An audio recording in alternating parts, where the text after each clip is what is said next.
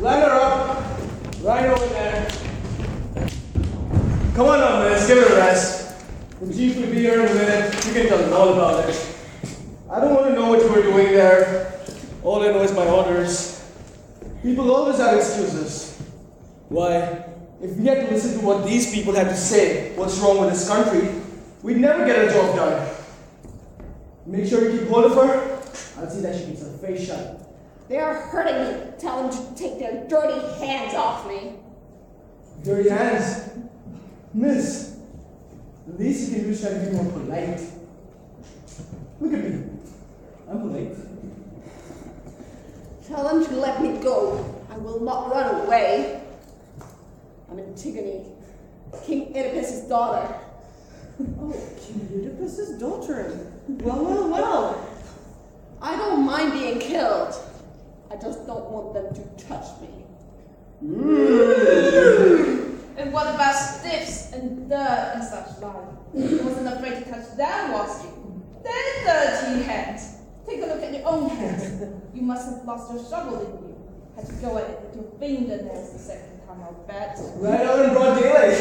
And did she kick and scratch me when I grabbed her? Straight from my eyes with her fingernails she went, yelling something fierce about, I haven't finished yet! Let me finish! She ain't got all her marbles.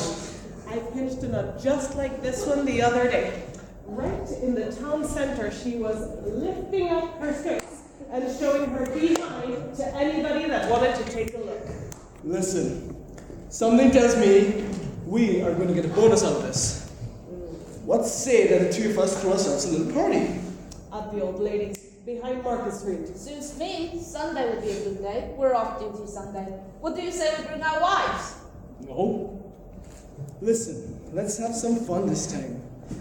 Who would have thought an hour ago that the three of us would be talking about throwing ourselves a party? The way that old man was interrogating me, we'd be lucky just being docked a month's pay. I gotta tell you, I was scared. You're sure we're gonna get a bonus? Yes. Something tells me this is big stuff. What's his name, you know, in the 3rd Battalion? He got extra month's pay for catching a pickpocket. Well, if we do get an extra month's pay, I say we throw the party at the Arabians. You're crazy! They charge twice as much for liquor as anybody else in the town. Unless you want to go upstairs, of course. Can't do that, old woman's. Well, we can't keep this from our wives, no matter how you work it out. You get an extra month's pay, and what happens? Everybody in the battalion knows it, and your wife knows it too. They might even line up the battalion and give it to you in front of everybody. So how can you keep your wife from finding out? Well, we'll see about that. Yes, if we do it on the broad terms, the wives are bound to find out. I shall like to sit down, if you please. Let her sit down. But keep hold of her.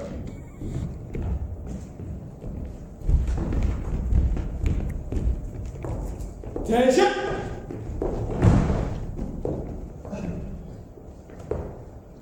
Antigone, get those cuffs off her. What is going on? The what, sir? We all came the same. And who is guarding over the body? You sent for the relief? But I gave orders that the relief was to return to barracks and stay there. I told you not to open your mouth about this. But nobody said anything, sir. We made the arrest and brought the party in, just like you said we should. Where did these men find you? Right by the body. What was she doing? So that's why we brought her in. She was sticking up the dirt with her nails. She was trying to cover up the body all over it. Do you realize what you're saying? Sir, ask of these men here. After I reported to you, we went back and we uncovered the body. It was early morning and the sun was beginning to come up, so we wouldn't expect any trouble. The body was beginning to smell, so we put it up on a little rise to get in the wind. It was about noon when we turned around. There she was, digging away the dirt with both hands. Right out in full daylight. She went right on digging as fast as she could, as if we wasn't there at all. And when I grabbed her, she scratched and beat and yelled to leave her alone. Is this true? We scraped the dirt off as fast as we could, and we sent for the relief and we posted them. But we didn't tell them a thing, sir. And we brought in the party so she can see her. And that's the truth, so help me God. Was it you who covered the body the first time, in the night? Yes. It was Polynices' own shovel. The toy shovel that we used to bring to the seashore when we were little. Polynices has carved his name in the handle. That's why I left it with him. But those 3 men took it away, so the next time I had to go with my hands. Sir, she was clawing away like a wild animal. The first minute we saw her, my pal here thought it was a dog. Very well. Take these 3 into the anteroom. You 3 men will wait outside. I may want a report from you later. Do we put the dust back on her, sir? No.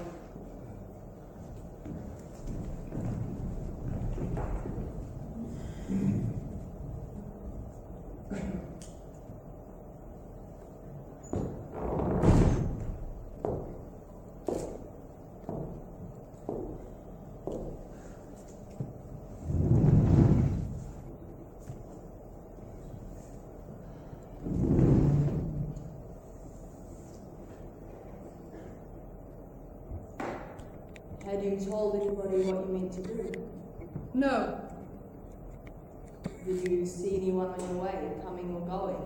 no, Are you sure? perfectly sure. Very well. You will go to a room. When you get there, you will go straight to bed.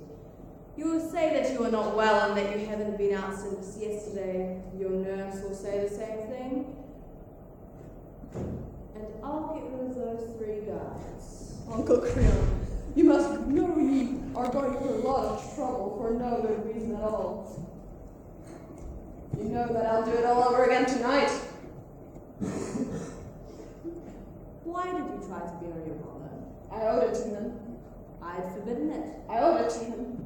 Those who are not buried wander eternally and find no rest. I owed it to him to unlock the house of the dead where my father and my mother were waiting to welcome him.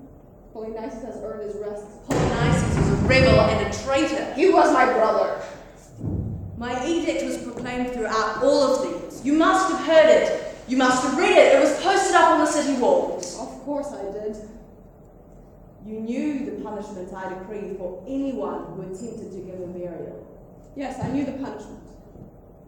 Did you act on the assumption that a daughter of Oedipus's stubborn pride was above the law?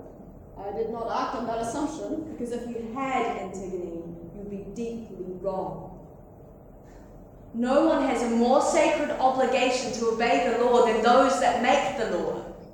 You're a daughter of lawmakers, a daughter of kings, Antigone. You must observe the law. Had I been a scullery maid washing my dishes when that edict was read aloud to me, that I should have scrubbed the greasy water off my arms and gone out in my apron to bury my brother. What nonsense. If you'd been a scullery maid in your kitchen, you would have known the seriousness of that edict. You would have known that it meant death, and you would have been content to weep for your brother from the safety of your kitchen. But you thought that because you are of the royal line, because you are my niece and are going to marry my son, I shouldn't dare to have you killed. You're mistaken. Quite on the contrary, I never doubted that you would have me put to death. The pride of Oedipus. Oh, of course you thought I should have you killed. Proud as you are, it seemed to you a natural climax to your existence. Your father was like that. The happiest hour of your father's life came as he listened greedily to the story of how, unknown to himself, he had killed his own father and dishonored the bed of his own mother. Drop by drop, word by word, he drank in that dark story that the gods had destined him first to lead and then to hear. How avidly men and women drink of the brew of such a tale when their names are Oedipus and Antigone. But let me tell you, Antigone, those days are over for Thebes. Thebes has a right to a king without a past. My name, thank God, is only Creon. And I have decided, being less ambitious than your father was, that I shall merely devote myself to introducing a little order into this absurd kingdom, if that is possible. Don't think that being a king seems to be romantic. Kings, my dear girl, have better things to do than surrender themselves to their private feelings. Hand you over to be killed? No. You're going to marry Leiden. And I want you to fatten up a little, so you can give him a sturdy boy. Let me tell you, Antigone, Thebes needs that boy a great deal more than it needs your death. Now you go to your room and do as you've been told, and you won't say a word about this to anyone.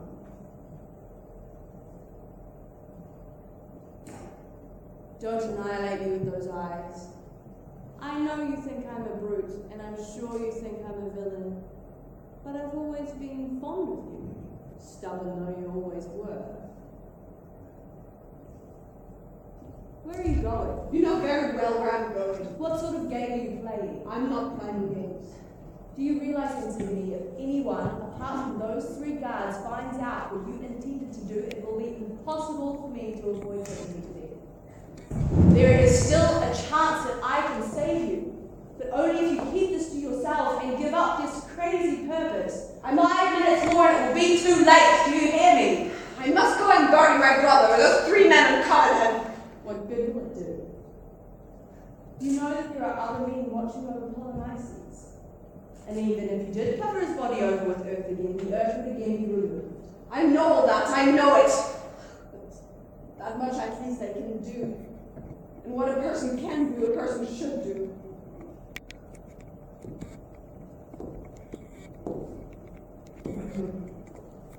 Tell me, Antigone,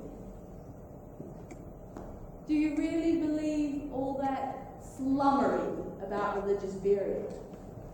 Do you really believe that a so-called shade of your brother is condemned to wander forever homeless if a little earth isn't flung on his body to the accompaniment of some priestly abracadabra? You still insist on being put to death, merely because I refuse to let your brother go out with that grotesque passport. Because I refuse his body the wretched consolation of that mass production jibber-jabber, which you would have been the first to be embarrassed by if I had allowed it. The whole thing's absurd. Yes, it's absurd. Then why, Antigone, why? For whose sake? For the sake of them that believe in it? To raise them up against me? No. Then for whom, if not for them and not for Polynices either? For nobody. For myself.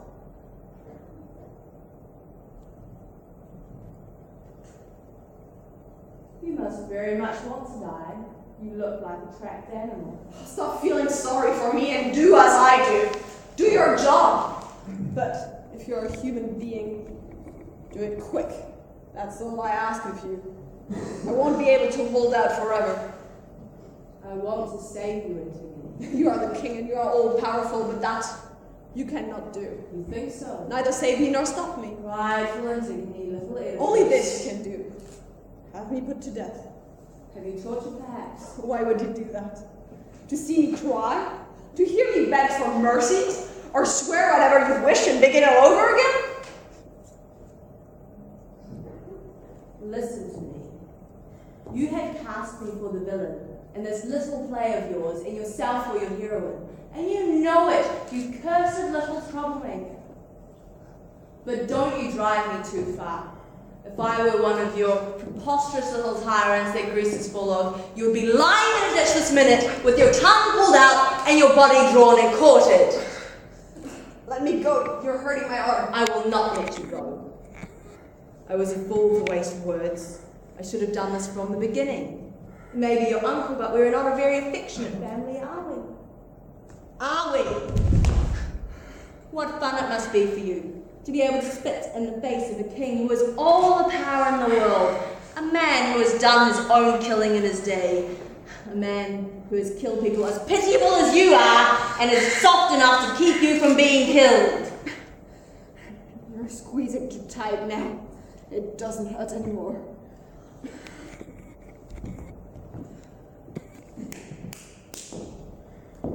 I shall save you yet. I have things enough to do today without wasting my time on an insect like you. I will not let politics be the cause of your death. This whole thing is nothing but politics. The mournful shade of Polynices, the decomposing corpse, the sentimental weeping, and the hysteria which you have mistaken for heroism. Nothing but politics.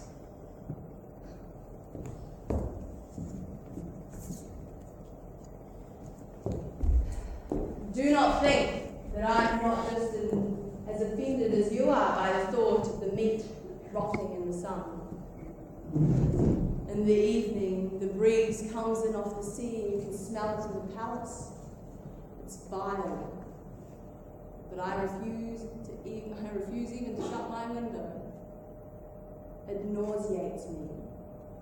But if the people of Thebes have got to have their noses rubbed into it a little longer, if it were up to me, I would have had them bury your brother long ago as a mere matter of public hygiene. I admit that what I'm doing is undignified, but if the feather-headed rabble I govern are to know what's what, that stench has got to fill the entire city of Thebes. You're a low-sum man. I agree. My trade forces me to be it. We could argue whether I should or shouldn't follow my trade. But when I take on a job, I must do it properly. Then why do it at all?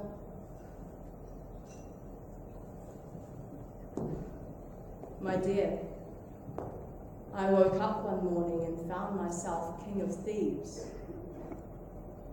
God knows there are other things in life I loved more than power.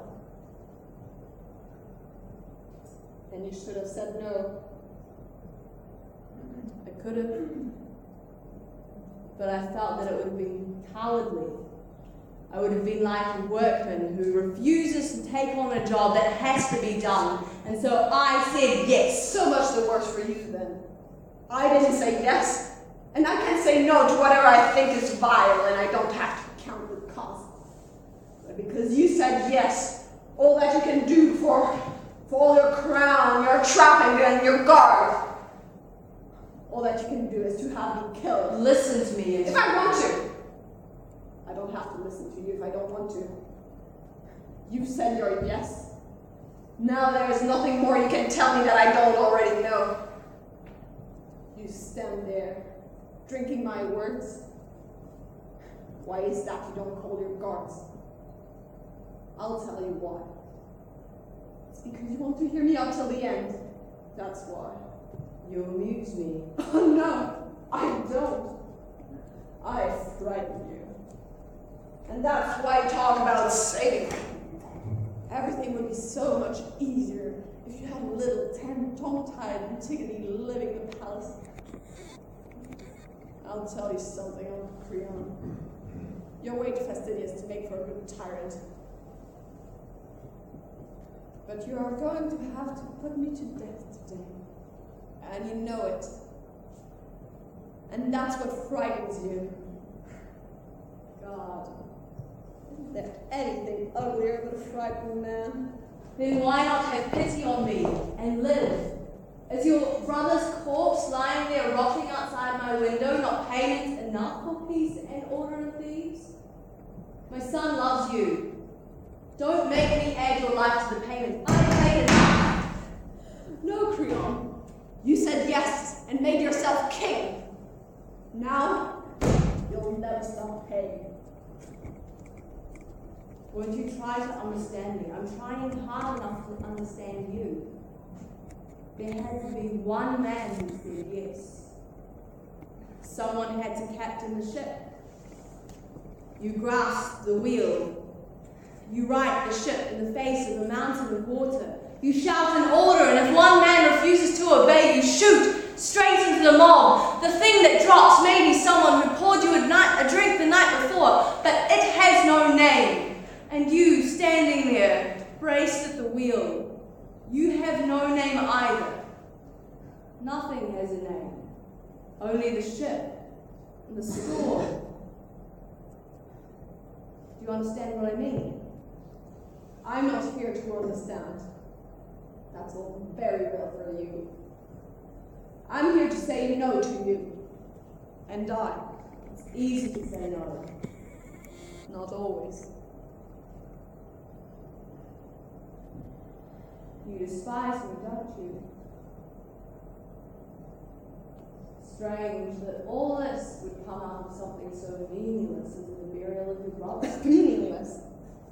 And yet, you must hear me out.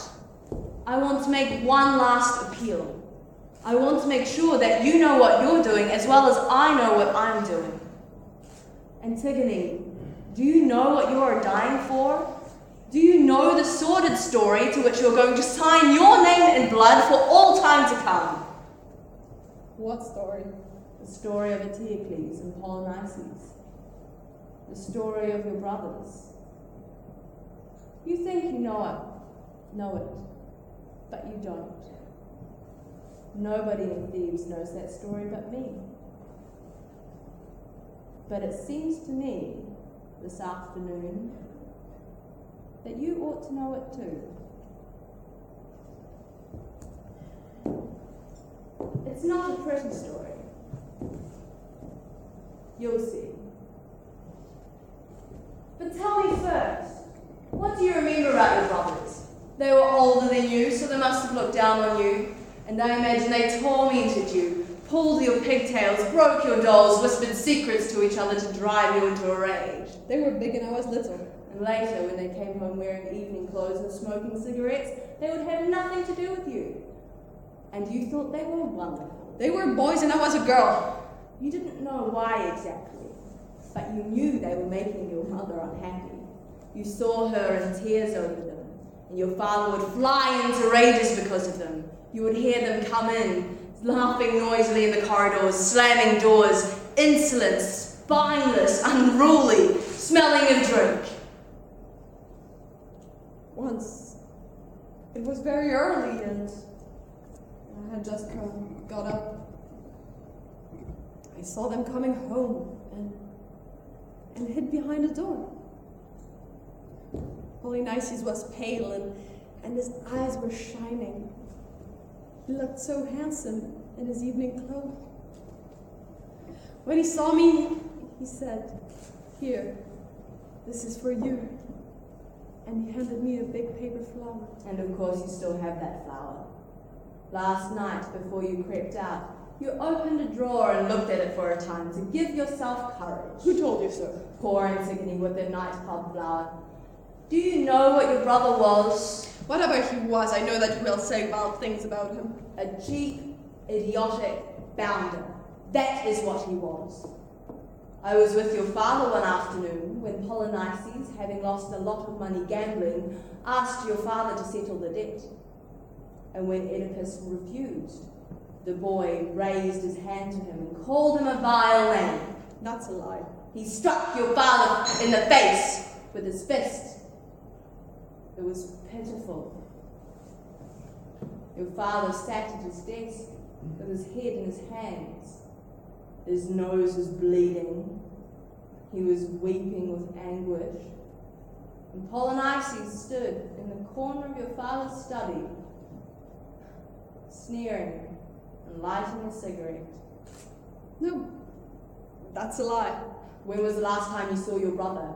When you were 12 years old, that's true, isn't it? Yes, that's true. And now you know why. Oedipus was too chicken-hearted to have the boy locked up. Polynices was allowed to go off and join the Argive army. And as soon as he reached Argos, the attempt upon your father's life began.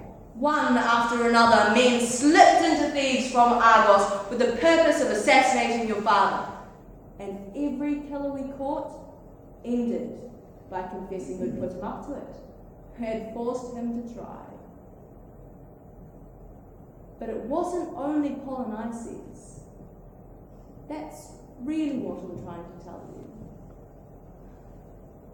I want you to know what went on in the back room, in the kitchen of politics. I want you to know what went on in the wings of this drama in which you're burning to play a part. Yesterday, I gave Antigone a state funeral with pomp and honours. Today, Antigone is a saint and a hero in the eyes of all Thebes. The whole city came to bury him. What else could I have done? People had chosen sides in the civil war. Both sides couldn't be wrong. That would be too much. I couldn't have made them swallow that truth. 2 gangsters was more of a luxury than I could afford. And this is the whole point of my story. Eteocles, that virtuous brother, was just as rotten as Polynices. That great-hearted son had done his best too to procure the assassination of his father. That loyal prince had also offered to sell out Thebes to the highest bidder. They were a pair of blackguards, both engaged in selling out Thebes, and both engaged in selling out each other. And they died, like the cheap gangsters they were, over a division of the spoils.